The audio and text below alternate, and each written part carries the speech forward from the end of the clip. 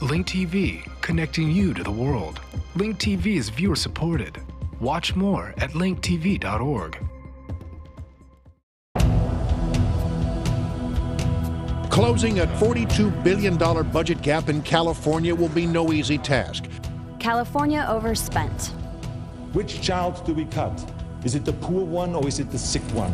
Greece overspent too. The Greek Prime Minister is likening the current crisis to a wartime situation. Now the bills are due. Next on Global Pulse. A comparison of how broadcasters worldwide are covering Greece and California's debt problems. A new blogger sport is let's compare Greece and California. It's not just because both have beautiful climates and both attract a lot of tourists. It's their economies, stupid. Or better yet, it's their stupid economies. They both have huge budget deficits, as Fox News and Al Jazeera reported. Greece's financial predicament puts it in breach, of course, of EU rules. Its budget deficit of 12.7% breaks the EU Stability and Growth Pact. 47 of the 50 states are facing substantial budget gaps this year. California, for example, has a 13.6% budget gap. Another similarity, protests from government workers who are taking the brunt of the cutbacks, according to NBC News and Germany's DW. What began as a peaceful demonstration outside the Greek parliament spiraled out of control. The government is under both financial and political pressure at home in light of the country's debt crisis.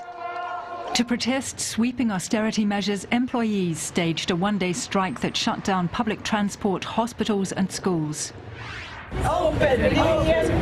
It's the latest sign of California's deepening financial crisis. Saying the state had no choice, Governor Schwarzenegger issued an executive order that tells 230,000 employees to stay home for 2 days each month. That's bad news for state workers, a nearly 10% pay cut when many can least afford it. But that's where the similarities end. The EU Constitution has a no bailout clause.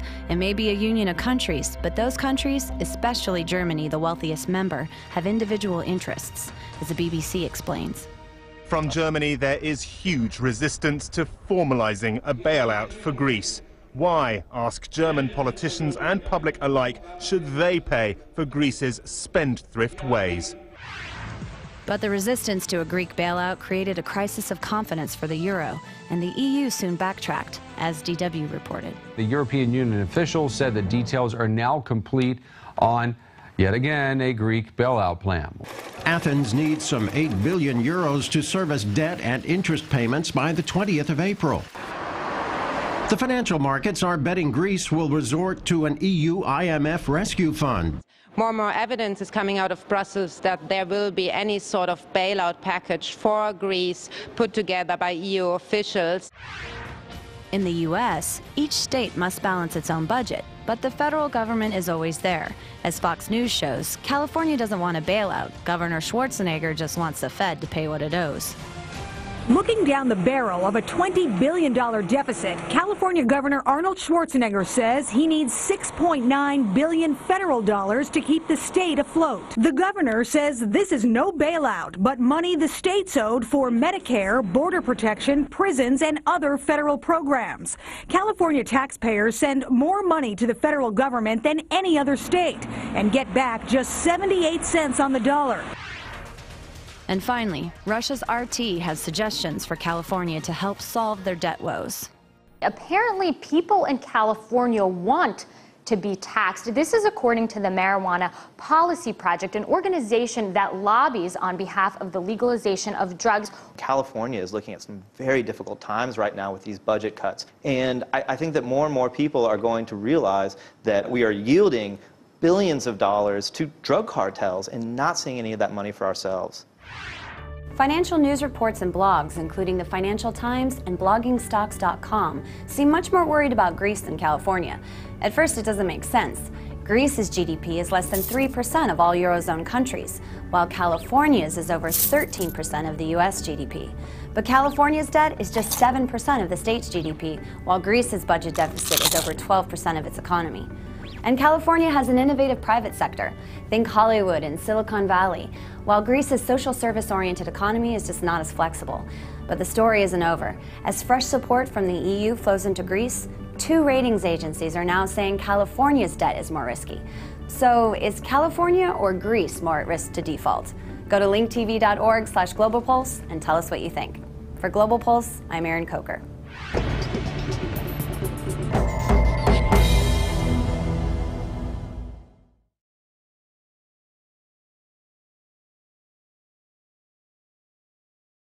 To learn more, join our news hunt about the global recession and see how it impacts people around the world.